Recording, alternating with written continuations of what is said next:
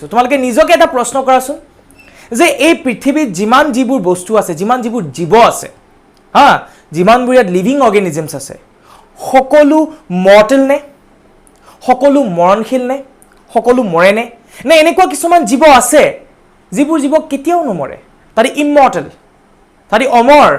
মৰণশীল নহয় অমৰণশীল তেনেকুৱা কিছুমান জীৱ আছে নেকি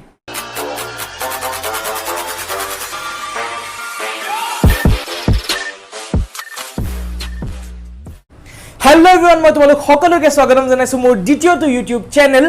UB ক্লাছেছলৈ লাষ্ট ক্লাছত আমি ডিসকাস কৰি আছিলো আমাৰ বায়োলজি ক্লাস 11 ৰ বায়োলজিৰ প্ৰথমটো ইউনিটৰ প্ৰথমটো চেপ্টাৰ দ্য লিভিং ৱৰ্ল্ডৰ আমি দুটা বস্তু ডিসকাস কৰিলো ইতিমধ্যে আমি লাইফ মানে কি ডিসকাস কৰিলো অৰ্থাৎ জীৱন মানে কি ডিসকাস কৰিলো আৰু লিভিং মানে কি ডিসকাস কৰিলো মানে জীৱ মানে কি ডিসকাস কৰিলো আৰু লাষ্ট ক্লাছত আমি ক্লাসটো শেষ কৰিছিলো কিছুমান ক্যাৰেক্টাৰিষ্টিক্সৰ লগত কিছুমান চৰিত্ৰৰ লগত এনেকুৱা কিছুমান চৰিত্ৰ এনেকুৱা কিছুমান ক্যাৰেক্টাৰিষ্টিক্স কেৱল যিবোৰ জীৱই দেখাব পাৰে ঠিক আছে কেৱল যিবোৰ লিভিং বুৰে দেখাব পাৰে লিভিং অৰ্গেনিজমছ বুৰে দেখাব পাৰে আজি সেই ক্যাৰেক্টাৰিষ্টিক্স খিনি ডিসকাস কৰিম কিন্তু তাৰ আগতে তোমালোকক এটা প্ৰশ্ন কৰিব বিচাৰিছো তোমালোকে নিজকে এটা প্ৰশ্ন কৰাচোন যে এই পৃথিৱীত যিমান যিবোৰ বস্তু আছে যিমান যিবোৰ জীৱ আছে হা যিমানবোৰ ইয়াত লিভিং অৰ্গেনিজমছ আছে সকলো মৰ্টেল নে সকলো মৰণশীল নে সকলো মৰে নে নে এনেকুৱা কিছুমান জীৱ আছে যিবোৰ জীৱ কেতিয়াও নমৰে তাৰি ইমৰ্টেল তাৰি অমৰ মৰণশীল নহয় অমৰণশীল তেনেকুৱা কিছুমান জীৱ আছে নেকি তোমালোকে মোক কমেন্ট সেকশনত জনাবা ঠিক আছে বাৰু হেখৰ মাজভাগত মই তোমালোকক কৈ দিম বাৰু যে আছে নে নাই যদি আছে কেনেকৈ আছে আৰু কোনবোৰ হয় ঠিক আছে বাৰু এটা মই ফটাফট লাষ্ট ক্লাছত আমি ডিসকাস কৰি যোৱা বস্তুটা ফটককে কৈ যাওঁ আৰু তোমালোকক মই এটা ৰিকুৱেষ্ট কৰিম মানে তোমালোকক এটা সাজেষ্ট কৰিম যে তোমালোকে যদি এই আগৰ ভিডিওটো চোৱা নাই যত মই লাইফ আৰু লিভিং ডিসকাস কৰি গলো তোমালোকে এই ভিডিওটো প্ৰথমতে চাই লোৱা তাৰ পিছত এই ভিডিওটো চাবা কাৰণ লিংক আছে নহলে লিংকটো নাপাবা তোমালোকে ঠিক আছে বাৰু এতিয়া কথাটো হ'ল যে আমি লাষ্ট ক্লাছত ডিসকাস কৰিলো লাইফ মানে আমি এটা প্ৰপাৰ্টি বুলি কলো আৰু যিটো লিভিং মানে কলো যিবোৰ বস্তুৰ ওচৰত এই লাইফ নামৰ প্ৰপাৰ্টিটো আছে তাহাঁতকে লিভিং বুলি কয় ডিসকাস কৰি থৈছো ডিটেইলছত তোমালোকে আগৰ ভিডিওটো চাই ল'বা ভালকে বুজিবলৈ বাৰু সো আমি লাষ্ট ক্লাছত কিছুমান ক্যাৰেক্টাৰিষ্টিক্সৰ লগত আমি ক্লাসটো শেষ কৰিছিলো যে লিভিং অৰ্গেনিজমছে জীৱয়ে কিছুমান বৈশিষ্ট্য দেখায় কিছুমান চৰিত্ৰ দেখায় প্ৰথমটো আহিলে গ্ৰোথ যেটো অসমীয়াত আমি কওঁ বৃদ্ধি বুলি কওঁ ঠিক আছে যেটো বৃদ্ধি বুলি কওঁ দ্বিতীয়টো আহিলে ৰিপ্ৰডাকচন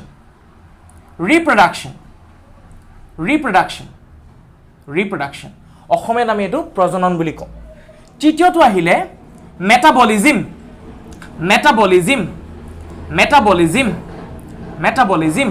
ঠিক আছে আৰু 4 নম্বৰটো আহিলে তোমালোকৰ সেনসিটিভিটি বা কনসিয়াসনেস বুলিও কয় কনসিয়াসনেস বাৰু কনসিয়াসনেস এনে লিখো তোমালোকে ধৰি লও পৰা কনসিয়াসনেস বুলি কয় অসমীয়াকে চেতনা বুলি কয় ঠিক আছে এইগিটা এই চাৰিটা আমাৰ ঠিক আছে এই চাৰিটা এটা পিছত এটা ডিসকাস কৰি যাম এফালৰ পৰা সো প্ৰথমতে আইছো গ্ৰোথ মানে কি বা বৃদ্ধি মানে কি আমি সৰুৰ পৰাই শুনি আইছো গ্ৰোথ হৈছে দেই হে বস্তুটো গ্ৰোথ হৈছে দেই হে কোম্পানীটো গ্ৰোথ হৈছে দেই তহতে পঢ়ি থোৱা কুকুৰটো বৰ গ্ৰোথ হৈছে দেই গ্ৰোথটো বিৰাট ভাল দেই হে গৰুজনীৰ যেটো ব্ৰিড হে ব্ৰিডটোৰ হাইটো ভাল দেই গ্ৰোথটো বিৰাট ভাল দেই গ্ৰোথ মানে কি নতিতে হবে that is very important growth মানে একেবাৰে সাধাৰণ কথা গ্ৰোথ মানে হল একুমুলেশন অফ মাস ভৰ আমি পঢ়ি আইছো না ভৰ বা মাস হয় না এটা মোৰ বডিটোত এবোৰ কি হয় ভৰ হয় মাস হয় সো এই মাসবোৰ এই ভৰবোৰ বাঢ়ি যোৱাটোকে গ্ৰোথ বুলি কয় বৃদ্ধি বুলি কয় বৃদ্ধি মানে হল ভৰৰ কি পৰিমাণ বাঢ়ি যোৱাটোকে বৃদ্ধি বুলি কয় ঠিক আছে সিম্পল এটা এক্সাম্পল যদি লওঁ এটা পাহাৰ লৈছো ঠিক আছে এটা পাহাৰ লৈছো এতিয়া হঠাৎ এই পাহাৰত কিছুমান এনেকে মাটি আৰু জমা হ'বলৈ আৰম্ভ কৰিলে তোমালোকক ক্লিয়াৰ হোৱাইছে কা কবা এনেকে দি দিছো সো এনেকে মাটি জমা হ'বলৈ আৰম্ভ কৰিলে কিছুমান কিবা কাৰণে কবা বতাহত উৰি আহিলে হ'ল আৰু এনেকে বাঢ়ি গ'ল সো ইনিশিয়ালি তাৰ হাইটটো ইমান মান আছিল গ্ৰাউণ্ডটো যদি মই এটো বুলি ধৰো ইনিশিয়ালি হাইটটো ইমান আছিল আৰম্ভণিত কিন্তু এতিয়া ইমান হৈ গ'ল তেতিয়া হলে এডখৰ পৰা এডখৰলৈকে এটা গ্ৰোথ হ'ল নে নহল ইমানখিনি এটা গ্ৰোথ হ'ল নে নহল আমি কওঁ না পাহাৰটো গ্ৰোথ হ'ল দেই পাহাৰটো বৃদ্ধি হ'ল দেই ইয়াত কি নহল আচলতে ইয়াত ভৰটো বাঢ়ি গ'ল হে তাত নতুন কিছুমান মাছ আহি গ'ল নতুন কিছুমান ভৰ আহি গ'ল হিলগুটি বালি ইত্যাদি ইত্যাদি তাত ভৰবোৰ আহি গ'ল, মাছ আহি গ'ল। চ' সেই মাছটো বহাৰ লগে লগে আমি কৈছোঁ গ্ৰ'থ হৈছে বুলি, গ্ৰ'থ হৈছে বুলি। আমি একেবাৰে যেতিয়া আমি সৰু আছিলে, আজিৰ পৰা তোমালোকে 10-5 বছৰ আগৰ নিজৰ ফটো এখন চাবা, 5 বছৰ নহয়, নিজৰ আজিৰ পৰা 10-11 বছৰ আগৰ ফটো এখন চাবা, তাত তোমালোক অকণমানি আছিলা, এতিয়া কিমান মস্ত ডাঙৰ পাহলুৱান হৈ গ'লা, হয়নে? তোমালোকৰ তেতিয়া কি বুলি কয়? গ্ৰ'থ হ'ল বুলি কয়। গ্ৰ'থ হ'ল মানে কি হ'ল? তোমালোকৰ হাত ভৰিবোৰ ডাঙৰ হ'ল, মূৰটো ডাঙৰ হ'ল, গাটো ডাঙৰ হ'ল, মানে কি হ'ল? তোমালোকৰ গাৰ ভৰটো বাঢ়ি গ'ল, মাছটো বাঢ়ি গ'ল। চ' গ্ৰ'থ মানে কি যদি মোক সোধে, মই একেটা ৱৰ্ডতে যদি ক'ব লগা হয়, একুমুলেশ্যন অফ মাছ বুলি ক'ম। ভৰৰ বৃদ্ধি, ভৰৰ বাঢ়ি যোৱাটোকে, ভৰৰ পৰিমাণ বাঢ়ি যোৱাটোকে বৃদ্ধি বুলি কয়। ক্লিয়াৰ? অ'কে, বৃদ্ধি বুলি কয়। প্ৰথমটো কথা এইটো আমি গম পাই গ'লোঁ, ঠিক আছে? আমাৰ গ্ৰ'থটো কমপ্লিট হ'ল। কিন্তু এতিয়া মষ্ট ইম্পৰ্টেণ্ট কথা এইটো ক'ব লাগিব যে গ্ৰ'থ বা বৃদ্ধিটো এটা জীৱৰ বাবে, এটা লিভিং অৰ্গেনিজমছৰ কাৰণে এটা ফাণ্ডামেণ্টেল কেৰেক্টাৰ নেকি? যে যদি ই জীৱ, সি সেইটো দেখাবই লাগিব আৰু আন কোনো এইটো দেখাব নোৱাৰে, জ্বৰে দেখাব নোৱাৰে, নন লিভিঙে দেখাব নোৱাৰে, তেনেকুৱা কিবা কথা আছে নেকি? নাই। তোমালোকে অলৰেডি দেখালোঁ যে পাহাৰৰ গ্ৰ'থ হৈছে, এটা কোম্পানীৰ গ্ৰ'থ হৈছে বুলি কওঁ আমি। কোম্পানী গ্ৰ'থটো বাৰু বেলেগ কথা, এইটো আমি এটা মাইণ্ড লেভেলত কওঁ। কিন্তু পাহাৰটো গ্ৰ'থ হয়, এটা বেলুন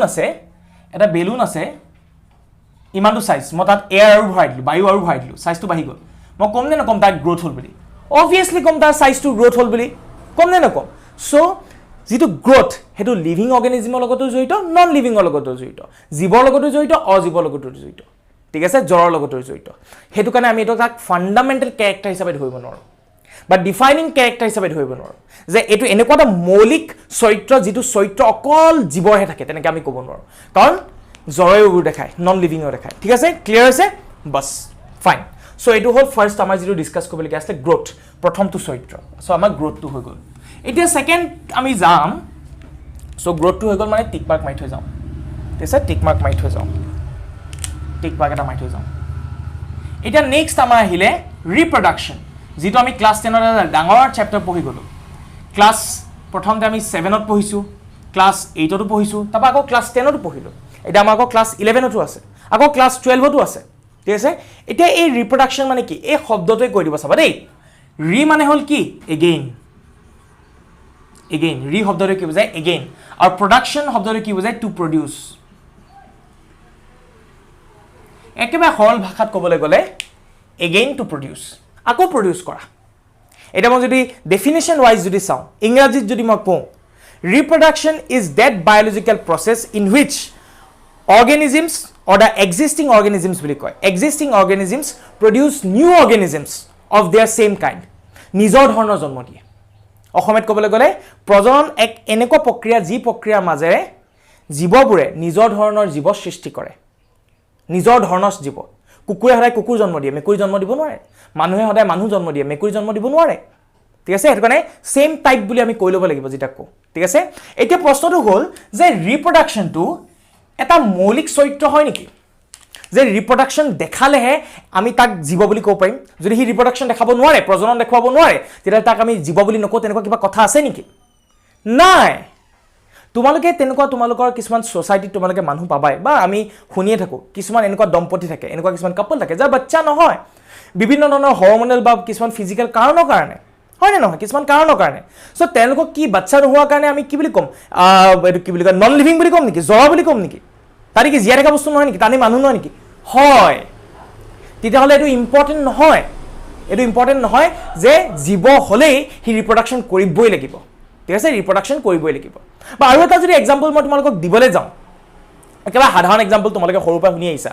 মৌ-মাখিৰ কথা শুনি আহিছা। মৌ-মাখিৰ যিটো বাঁহ, সেই বাঁহটোত 3 ধৰণৰ তোমালোকে মৌ-মাখি পোৱা। এক ৰাণী, কুইন, 2 ড্ৰোন বুলি কয়, আৰু লাষ্টৰখিনি থাকে ৱৰ্কাৰ বিজ,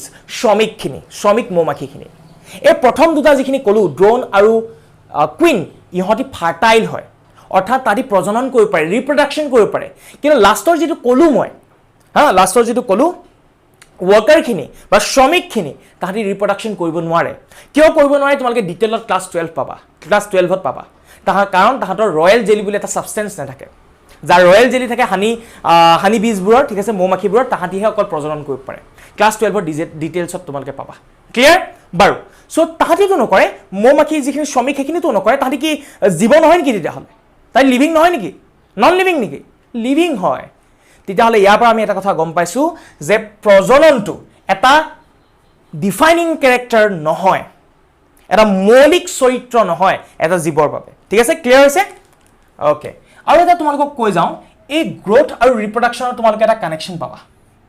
এই গ্ৰোথ আৰু ৰিপ্ৰডাকশ্যনৰ তোমালোকে এটা কানেকশ্যন পাবা তোমালোকক যে মই এই ভিডিঅ'টো আৰম্ভণি কৰাৰ আগতে এটা প্ৰশ্ন কৰিছিলোঁ সেই প্ৰশ্নটোতে এই কানেকশ্যনটো সোমাই আছিলে মই তোমালোকক প্ৰশ্নটো কি কৰিছিলোঁ যে এনেকুৱা কিছুমান জীৱ আছে নেকি যিবোৰ জীৱ কোনোদিন নমৰে তাহাঁতি অমৰণশীল অমৰ তাহাঁতি ইমৰ্টেল তাহাঁতি মৰ্টেল নহয় তেনেকুৱা কিবা জীৱ আছে নেকি আছে এক্সাম্পল এটা বেক্টেৰিয়া লৈ লোৱা এইটো ধৰি লোৱা এটা বেক্টেৰিয়া এইটো এটা বেক্টেৰিয়া ঠিক আছে এই বেক্টেৰিয়াটো ঠিক আছে এই বেক্টেৰিয়া যেতিয়া মেচিউৰ হ'ব ই যেতিয়া এইটো কি বুলি কয় ই পুৰঠ হ'ব ই যেতিয়া মেচিউৰ হ'ব ইয়াৰ যেতিয়া শৰীৰটো পুৰঠ হ'ব ই কি কৰিব ই লগালগ কি কৰিব ই কোষ বিভাজন কৰি বা সেল ডিভিজন কৰি দুটা হৈ যাব এইটো প্ৰায় এইটো ফৰ্ম হ'ল এইটো যদি মই এ বুলি ধৰি লওঁ এ প্ৰায় বি চি সৃষ্টি হ'ল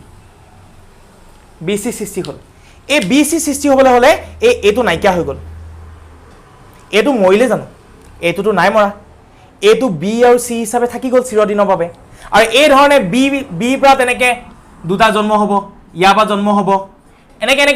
গৈ থাকিব এনেকৈ প্ৰচেছটো গৈ থাকিব সেইটো কাৰণে পেৰেণ্ট যিটো অৰ্গেনিজিম যিটো প্ৰত্যেক যিটো জীৱ সেইটো কোনোদিন নমৰে সি সদায় থাকি যায় কি হিচাপে থাকি যায় তাৰ নিজৰ যিখিনি নতুন যিখিনি জীৱ সৃষ্টি হৈছে ঠিক আছে সেই নতুন জীৱ হিচাপে থাকি যায় তাত তাহাঁতৰ গোটেই বস্তুখিনি থাকি গুচি যায় চ' তাহাঁতক আমি মৰিলে বুলি কেতিয়াও ক'ব নোৱাৰোঁ তাহাঁতি অমৰণশীল তাহাঁতি ইমৰ্টেল ঠিক আছে তাহাঁতি ইমৰ্টেল হয় এইটো কথা মনত ৰাখিবা ইয়াতে এটা কথা জড়ি পৰিছে এই এনেকুৱা বেক্টেৰিয়াবোৰৰ কাৰণে গ্ৰোথ আৰু ৰিপ্ৰডাকশ্যন একেটাই এইটোতো ৰিপ্ৰডাকশ্যনে হৈছে এটা বা দুটা হৈছে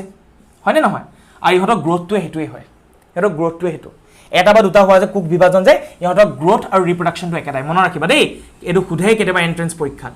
growth and reproduction is same প্ৰজনন আৰু বৃদ্ধি একে কাৰ কাৰণে যিবোৰ ইউনিচেলুলাৰ এককোষী বেক্টেৰিয়া যিবোৰ আছে ইউনিচেলুলাৰ বেক্টেৰিয়া এককোষী যিবোৰ বেক্টেৰিয়া এইবোৰ যথেষ্ট একেবাৰে পুৰণা আদিম একেবাৰে প্ৰিমিটিভ হয় ঠিক আছে একেবাৰে প্ৰিমিটিভ হয় তাহাঁতি ক্লিয়াৰ চ' আমাৰ গ্ৰোথটো ক্লিয়াৰ হ'ল আমাৰ ৰিপ্ৰডাকশ্যনটো ক্লিয়াৰ হৈ গ'ল আৰু তোমালোকে 10ত অলৰেডি পঢ়ি আহিছা ভালকৈ যে ৰিপ্ৰডাকশ্যন দুই প্ৰকাৰৰ হয় নাই যৌন প্ৰজনন অযৌন প্ৰজনন ছেক্সুৱেল ৰিপ্ৰডাকশ্যন এছেক্সুৱেল ৰিপ্ৰডাকশ্যন সেইখিনি আকৌ মই ৰিপিট টেলিকাষ্ট নকৰোঁ ঠিক আছে সেইখিনি তোমালোকে ডিটেইলছত পঢ়ি আহিছা আৰু ইমান কথাত জানিবলগীয়া কথা নাই আমি যাতে এতিয়া এটা বস্তু চাওঁ যে এইটো ডিফাইনিং কেৰেক্টাৰ হয়নে নহয় ডিফাইনিং কেৰেক্টাৰ ঠিক আছে এতিয়া আহিছোঁ 3 নম্বৰ কেৰেক্টাৰিষ্টিক্সলৈ ঠিক আছে 3 নম্বৰ যিটো চৰিত্ৰ সেইটোলৈ আহিছোঁ সেইটো হ'ল মেটাবলিজিম কি বস্তু এইটো মই যেতিয়া পঢ়াই আছোঁ মই যে ভিডিঅ'টো বনাই আছোঁ তোমালোকে যে হাতত মোবাইলটো লৈ এই ভিডিঅ'টো চাই আছা তোমালোকৰ যে ভোক লাগিছে বা ভোক নাই লগা তোমালোকৰ যে গৰম লাগিছে বা ঠাণ্ডা লাগিছে ঠিক আছে তোমালোকৰ বডিটোৱে যিখিনি ফিল কৰি আছে বৰ্তমান এইখিনি কেলে হৈ আছে জানানে তোমালোকে যে উশাহ নিশাহ লৈ আছা এইখিনি কেলে হৈ আছে জানানে কাৰণ তোমালোকৰ শৰীৰৰ ভিতৰত কিছুমান কেমিকেল ৰিয়েকশ্যন হৈ আছে মোৰ শৰীৰৰ ভিতৰত কিছুমান কেমিকেল ৰিয়েকশ্যন হৈ আছে ক্লাছ 10ত পঢ়িছিলা নহয় কেমিকেল ৰিয়েকশ্যন ৰাসায়নিক বিক্ৰিয়া সেই ৰাসায়নিক বিক্ৰিয়া হৈ আছে যিহেতু তোমালোক লিভিং অৰ্গেনিজিম হয়নে নহয় তোমালোক লিভিং হয়নে নহয় তোমালোক জীৱ হয়নে নহয় হয় আৰু তোমালোকৰ শৰীৰৰ ভিতৰত এইবোৰ কেমিকেল ৰিয়েকশ্যন হৈ আছে সেইকাৰণে সেই কেমিকেল ৰিয়েকশ্যনবোৰক এটা স্পেচিয়েল নাম দি কোৱা হয় বায়'কেমিকেল ৰিয়েকশ্যন কাৰণ ই বায়'ৰ লগত জড়িত ই লাইফৰ লগত জড়িত তোমালোক লিভিং অৰ্গেনিজিম তোমালোকৰ লগত জড়িত সেইটো কাৰণে এইবোৰক কোৱা হয় বায়'কেমিকেল ৰিয়েকশ্যন অসমীয়াত কোৱা হয় জৈৱ ৰাসায়নিক বিক্ৰিয়া বুলি কোৱা হয় ঠিক আছে এই কেমিকেল ৰিয়েকশ্যনবোৰৰ কাৰণেহে আচলতে আমাৰ শৰীৰত বিভিন্ন ধৰণৰ বস্তু হৈ থাকে তেতিয়াহ'লে মোক যদি সোধে মেটাবলিজিম মানে কি মোক এটা লাইনত কোৱা মই তেতিয়া কি বুলি ক'ম জানানে মই তেতিয়া ক'ম sum total of all biochemical reaction একেবাৰে সাধাৰণ কথা মেটাবলিজিম মানে কি মেটাবলিজিম মানে হ'ল sum total of all biochemical reaction ঠিক আছে আমাৰ শৰীৰৰ ভিতৰত হৈ থকা যিমানবোৰ জৈৱ ৰাসায়নিক বিক্ৰিয়া আছে সেই বিক্ৰিয়াসমূহৰ সমষ্টিকে মেটাবলিজিম বুলি কয় একেবাৰে সাধাৰণ কথা ঠিক আছে এতিয়া কথাটো হ'ল যে এই মেটাবলিজিম দুই প্ৰকাৰৰ প্ৰথমটো হ'ল কেটাবলিজিম আৰু 2 নম্বৰটো হ'ল এনাবলিজিম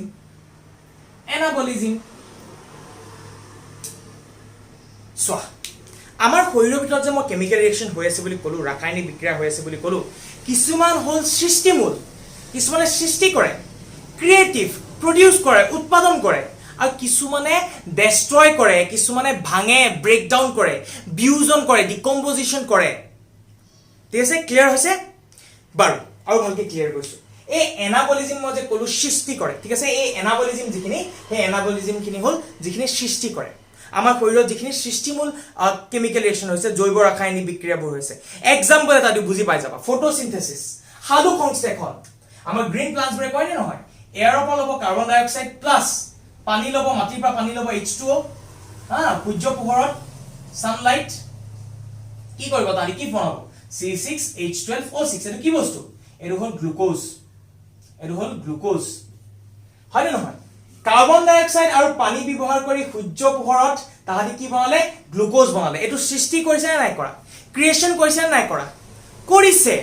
হে তেনেকুৱা ৰিয়েকচন ব্ৰক কোৱা হয় বা তেনেকুৱা মেটাবলিজম ব্ৰক কোৱা হয় এনাবলিজম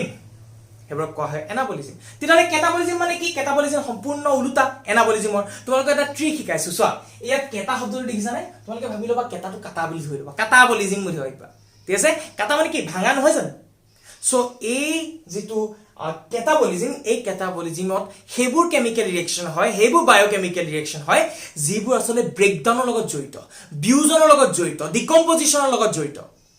ক্লিয়াৰ এটা এক্সাম্পল দিটো বুজি পাই যাবা এই গ্লুকোজৰ কথা কৈছো না গ্লুকোজৰ কথাই কওঁ চোৱা এই গ্লুকোজটো যেতিয়া আমি খাও C6H12O6 তো আমি যেতিয়া খাও এবোৰ আমি কি কৰো তোমালোকে ক্লাছ 10 পঢ়ি আইছা ইয়াক অক্সিজেন বা বিনা অক্সিজেনৰ সহায়ত উইথ অক্সিজেন বা উইদাউট অক্সিজেন আমি তাক কি হলে ভাঙি দিও এনাৰ্জিলে ভাঙি দিও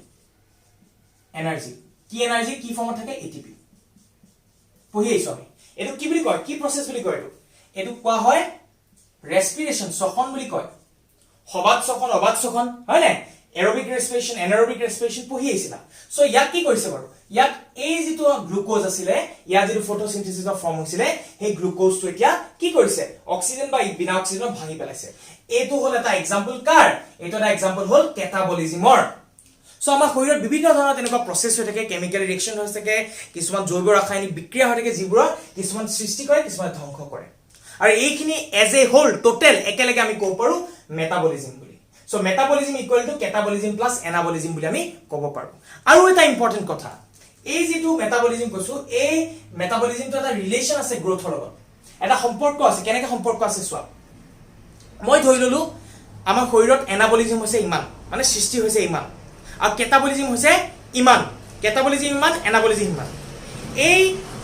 এনাবলিজমৰ যদি মই কেটাবলিজমটো মাইনাস কৰি আঁতৰাই দিও তেলে ইমান কম থাকি গল নে সৃষ্টিৰ পৰা ইমানখিনি ধ্বংস নাইকিয়া কৰি দিলো ইমান কম থাকি গল নে ইমান কনকে কোৱা হয় গ্ৰোথ ইমান কনকে কোৱা হয় গ্ৰোথ সো গ্ৰোথ মানে হল growth equal to G equal to anabolism minus catabolism G equal to anabolism minus catabolism ইয়াত আৰু এটা আমি ৰিলেচন পাই গলো আৰু এটা আমি কানেকশন পাই গলো বুজা গল বাৰু সো এইখিনি হল আমাৰ কথা কাৰ মেটাবলিজম কিন্তু এটা কথা থাকি গল যে মেটাবলিজম টু ডিফাইনিং ক্যাৰেক্টাৰ হয় নে নহয় স্যাৰ হয় নে নহয় ডিফাইনিং ক্যাৰেক্টাৰ এটা মৌলিক চৰিত্ৰ হয় নে নহয় হয় এটা জীৱ হবৰ বাবে এটা জীৱৰ আখ্যা পাবৰ বাবে ঠিক আছে to be a organism to be a living organism it is mandatory for all the organisms to perform metabolism কৰিবই লাগিব ঠিক আছে বাৰু সো আমাৰ 3 নম্বৰ ক্যাৰেক্টাৰিষ্টিক তো হৈ গৈছে সো এতিয়া আমি কোনটোলে যাও এটো টিক মাৰ্ক পাই যাও হয় না মেটাবলিজম হ'ব এটা একেবাৰে লাষ্টত আহিলে সেনসিটিভিটি কি বস্তু সেনসিটিভিটি আৰু এটা ইংৰাজী শব্দ আছে তাক বুজাব পৰা যায় কনসিয়াসনেস বুলি কয় কনসিয়াসনেস অসমত কবলে গলে চেতনা কি বস্তু এটো বস্তু স্যাৰ বুজি পোৱা নাই নহয় এতিয়া সোৱা ঘপককে যে তোমালোক ঘৰত জুই লাগি যায় পলাবানে জুই ভিতৰতে সোমাই থাকিবা অবভিয়াসলি পলাবা ঠিক আছে বাঘ এটা আহি গলে কি কৰিবা অবভিয়াসলি পলাবা মোহত যদি হাতত যদি মোহ এটাই কামুৰি থাকে মতো মাৰিবনে না মাৰা অবভিয়াসলি মাৰিম হয় না নহয় সো এই মোহ আহিছে এই জুই জ্বলিছে এই বাঘ ওলাইছে এইবোৰ আসলে কি হৈছে এটা ডাঙৰ পাৰ্সপেক্টিভত যদি তোমালোকে সোৱা তোমালোকে দেখিবা পৰিবেশত আমাৰ এনভায়ৰনমেন্টত কিবা এটা চেঞ্জ আহিছে